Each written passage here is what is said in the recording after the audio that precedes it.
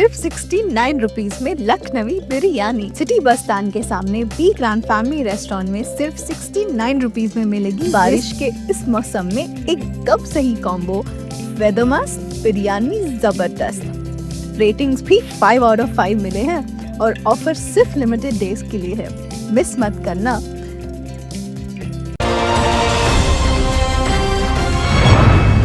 मैं हूं अभी हुसैन शेख, आपका खैर मकदम है 4TV न्यूज कर्नाटक एक्सप्रेस में। सबसे पहले नजर आज की हेडलाइंस पर।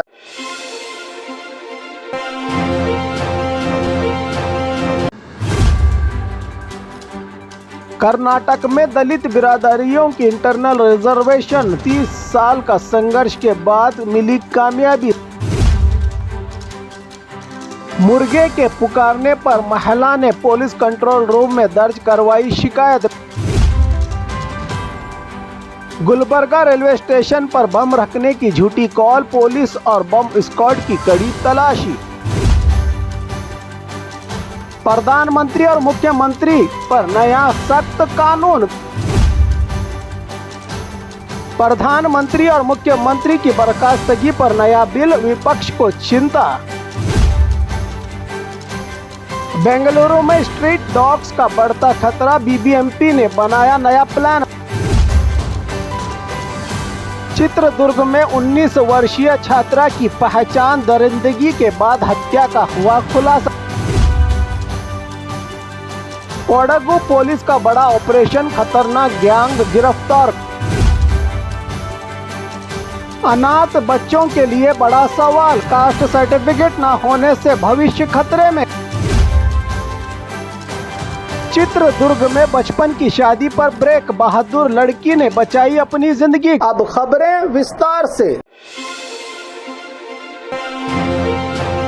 कर्नाटक में दलित बिरादरियों की इंटरनल रिजर्वेशन, 30 साल का संघर्ष के बाद मिली कामयाबी। सरकार का बड़ा फैसला। कर्नाटक सरकार ने पिछली 3 दशकों से जारी संघर्ष के बाद बिलाखिर परिशिष्ट जाति शेड्यूल्ड कास्ट के इंटरनल रिजर्वेशन के बंटवारे को मंजूरी दे दी है। सीएम सिद्धरामैया की अध्यक्षता में आयोजित एक स्पेशल कैबिनेट बैठक में यह फैसला लिया गया। बंटवारा इस तरह से किया गया है। यडगाई कम्युनिटी, मादिगा समेत 18 जातियों को 6% रिजर्वेशन, तो बेलगाई कम्युनिटी, वलिया समेत 20 जातियों को 6% का आरक्षण दिया गया है। लंबानी, बोवी, कोरमा, अलीमारी जैसे कुल 63 जातियों को 5% का आरक्षण दिया गया है। कुल मिलाकर 17% रिजर्वेशन को 3 ग्रुपों में बांटा गया है। यह बंटवारा रिटायर्ड जस्टिस नागमोहन दास कमीशन की रिपोर्ट की बुनियाद पर किया गया है। खुशी और विरोध प्रदर्शन दोनों देखने को मिला। यडगाई और बलगाई कम्युनिटियों ने इस फैसले का जश्न मनाया, तो वहीं लंबानी और दीगर 60 बिरादरियों ने नाराजगी जताई है, ये कहते हुए कि इनका अधिकार छीन लिया गया है। रिजर्वेशन इंसाफ का एक जरिया है, मगर बंटवारे में संतुलन जरूरी है ताकि किसी भी वर्ग को यह एहसास न हो कि इसके साथ नाइंसाफी हुई है। मुर्गे के पुकारने पर महिला ने पुलिस कंट्रोल रूम में दर्ज करवाई शिकायत। बेंगलुरु के जयनगर के रागीगुड्डा इलाके में एक महिला ने पुलिस कंट्रोल रूम को कॉल कर एक अजीबोगरीब शिकायत दर्ज करवाई है। महिला का कहना है कि जब वो सो रही थी तभी एक मुर्गा खिड़की के पास आकर जोर जोर से पुकारने लगा, इससे उनकी नींद खराब हो गई। उन्होंने इस मामले को साउंड पोल्यूशन बताते हुए पुलिस से कार्रवाई की मांग की है। महिला ने यहां तक कहा है कि आगे से ध्यान रखा जाए कि मुर्गा इस तरह ना पुकारे। यह घटना सुनने में मजाकिया लगे, लेकिन यह दिखाती है कि शहरों में बढ़ता शोर लोगों के लिए कितना बड़ा सरदर्द बन चुका है। गुलबर्गा रेलवे स्टेशन पर बम रखने की झूठी कॉल, पुलिस और बम स्क्वाड की कड़ी तलाशी। गुलबर्गा पुलिस कंट्रोल रूम को एक अनजान व्यक्ति ने फोन करके धमकी दी कि रेलवे स्टेशन में बम रखा गया है। इस जानकारी से कुछ वक्त के लिए रेलवे स्टेशन पर सनसनी फैल गई। फौरन ही बम डिस्पोजल स्क्वाड और डॉग स्क्वाड मौके पर पहुंचे और रेलवे स्टेशन के कोने कोने की तलाशी ली। यात्रियों के बैग और सस्पेक्टेड सामान भी चेक किए। पुलिस ने घंटों की जांच के बाद कोई बम या सस्पेक्टेड चीज़ नहीं मिली। पुलिस को आखिरकार ये कॉल झूठा साबित हुआ। पुलिस ने इसके बावजूद भी रेलवे स्टेशन पर सख्त सिक्योरिटी का बंदोबस्त बरकरार रखा है ताकि ऐसे किसी भी आफत से जनता को बचाया जा सके। इस तरह के झूठे फोन कॉल से जनता में खौफ का माहौल फैल जाता है और सिक्योरिटी एजेंसियों का वक्त भी बर्बाद होता है। पुलिस ने ऐसे बदमाश शरारत करने वालों को सख्त अंजाम की वार्निंग दी है। प्रधानमंत्री और मुख्यमंत्री पर नया सख्त कानून। गंभीर आपराधिक मामलों में फंसे प्रधानमंत्री और मुख्यमंत्री के अलावा मंत्रियों को 30 दिन में देना होगा इस्तीफा। लोकसभा में आज अहम बिल होगा पेश। केंद्र सरकार एक बड़ा कदम उठाने जा रही है। प्रस्तावित बिल के अनुसार अगर प्रधानमंत्री, मुख्यमंत्री या कोई भी मंत्री गंभीर आपराधिक मामलों में गिरफ्तार होता है या जांच एजेंसियों की हिरासत में आता है तो उसे 30 दिन के अंदर पद से इस्तीफा देना कंपलसरी होगा। कैबिनेट बैठक में इस बिल के मसूदे को मंजूरी मिल चुकी है और आज ये लोकसभा में पेश किया जाएगा। नए कानून के तहत सजा होने के बाद ऐसे नेताओं को 5 साल तक चुनाव लड़ने से रोका जाएगा। ये प्रधान केंद्र और राज्य सरकार दोनों के मंत्रियों पर लागू होगा। ये कदम राजनीति में बढ़ने वाले अपराधियों और भ्रष्टाचार पर रोक लगाने के उद्देश्य से उठाया गया है, बता रही है केंद्र सरकार। अगर यह कानून लागू हुआ तो राजनीति में स्वच्छता और जनता का विश्वास बढ़ाने की देश में ये ऐतिहासिक पहल साबित होगी, बता रहे हैं केंद्र सरकार। प्रधानमंत्री और मुख्यमंत्री की बर्खास्तगी पर नया बिल, विपक्ष को चिंता। क्रिमिनल केस में गिरफ्तारी पर पीएम या सीएम को हटाने का बिल, विपक्ष बोला लोकतंत्र के लिए बड़ा खतरा।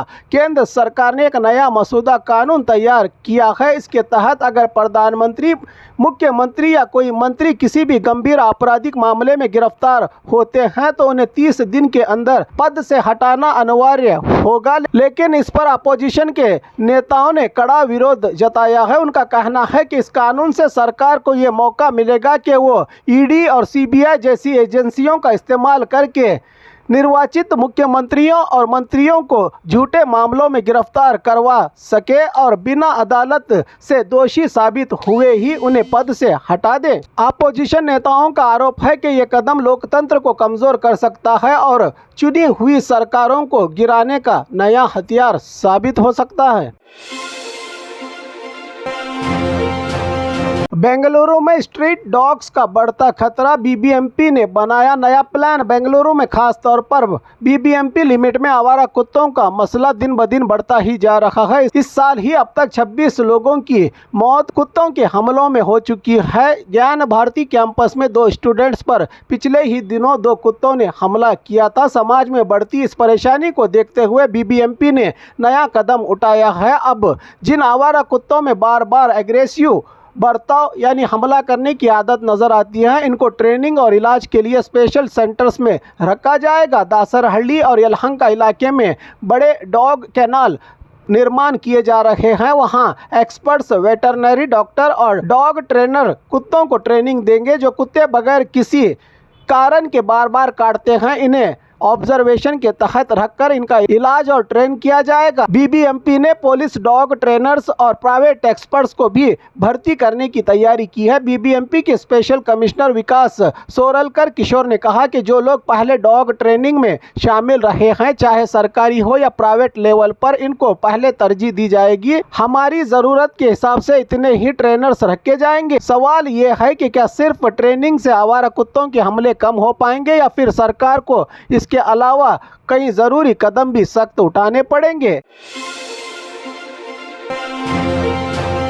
चित्रदुर्ग में 19 वर्षीय छात्रा की पहचान, दरिंदगी के बाद हत्या का हुआ खुलासा। कर्नाटक के चित्रदुर्ग में 2 दिन पहले मिली एक अनजान लाश की पहचान हो गई है। मृतक 19 वर्षीय वर्षिता के नाम से हुई है, जो एक स्टूडेंट बताई जा रही है। जांच में सामने आया कि छात्रा के साथ पहले दरिंदगी के साथ किया गया अत्याचार, फिर बेरहमी से हत्या कर दी गई और सबूत मिटाने के लिए लाश को आग के हवाले कर दिया गया। इस इंसानियत को शर्मसार करने वाली वारदात से इलाके में सनसनी फैल गई है। घटना के विरोध में एबीवीपी कार्यकर्ताओं ने जबरदस्त प्रदर्शन किया और अपराधियों की तुरंत गिरफ्तारी की डिमांड की। पुलिस ने कहा कि लाश की पहचान के बाद अब असली गुनहगारों और हत्या के कारणों का पता लगाने की कार्रवाई तेज कर दी गई है। स्थानीय लोगों में गुस्सा और उनकी मांग है कि गुनहगारों को कड़ी से कड़ी सजा दी जाए, क्योंकि ये घटना न कि सिर्फ एक छात्रा की जिंदगी छीन गई बल्कि समाज के सामने बड़ा सवाल भी खड़ा कर दिया है कि आखिर कब तक बेटियां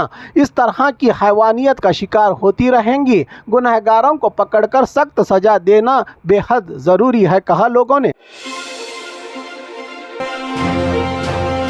कोडगु पुलिस का बड़ा ऑपरेशन, खतरनाक गैंग गिरफ्तार। कोडगु पुलिस ने 2 महीने से सिरदर्द बने खतरनाक अंतर्राज्यीय गैंग को पकड़ लिया। ये गैंग अलग अलग राज्यों से यहां आकर चोरी की बाइक पर वारदात करता और बाद में बाइक्स को झील और तालाबों में फेंककर फरार हो जाता था। पुलिस ने 700 किलोमीटर घूमकर 500 से ज़्यादा सीसीटीवी फुटेज चेक किए और आखिरकार गैंग के 2 शातिर चोर सुरेश सिंगर 23 साल और मनीष 27 साल के चोर को मध्य प्रदेश से गिरफ्तार किया है। कोडगु पुलिस ने बाकी 2 आरोपी कत्ल के मामले में भी शामिल हैं, जो अब तक वो भी फरार बताए जा रहे हैं। कितनी भी चालाकी से जुर्म किया जाए, आखिरकार कानून के हाथों से बचना नामुमकिन है।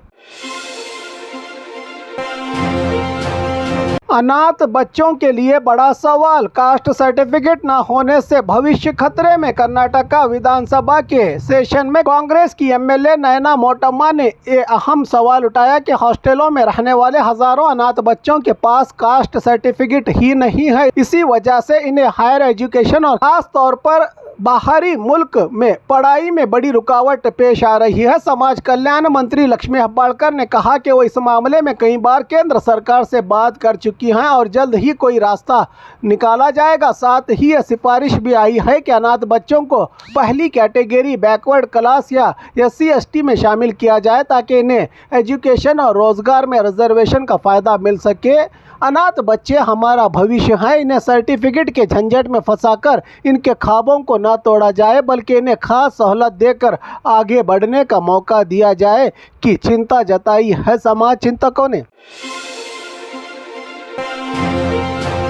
चित्रदुर्ग में बचपन की शादी पर ब्रेक, बहादुर लड़की ने बचाई अपनी जिंदगी। कर्नाटक के हगरीबोम्मनहल्ली तालुका में एक कम उम्र लड़की की शादी की तैयारियां जोरों पर थी। माँ बाप ने गरीबी का हवाला देकर इसका रिश्ता तय किया और 1 महीने के अंदर शादी करने का फैसला भी कर लिया था, लेकिन लड़की जिसने 10वीं जमात में 94% मार्क्स हासिल किए थे अपने ख्वाबों को छोड़ने को तैयार न थी। उसी ने हिम्मत दिखाते हुए चाइल्ड हेल्पलाइन पर फोन किया। जानकारी मिलते ही तहसीलदार, पुलिस और महिला विकास कल्याण के अधिकारी मौके पर पहुंचे और शादी की तैयारियों पर रोक लगा दी। अधिकारियों ने मां बाप को समझाया कि बच्चों की शादी जुर्म है और अगर जबरदस्ती की गई तो कानूनी कार्रवाई भी होगी। बाद में लड़की को कॉलेज में एडमिशन करवाकर हॉस्टल की सहूलत भी दी गई अधिकारियों की ओर से ताकि वो अपनी पढ़ाई जारी रख सके। ये मिसाल साबित करती है कि गरीबी और समाजी दबाव के बावजूद अगर लड़कियां हिम्मत दिखाएं तो भविष्य को बचाया जा सकता है। बच्चों की शादी जुर्म है और शिक्षा ही असल रास्ता।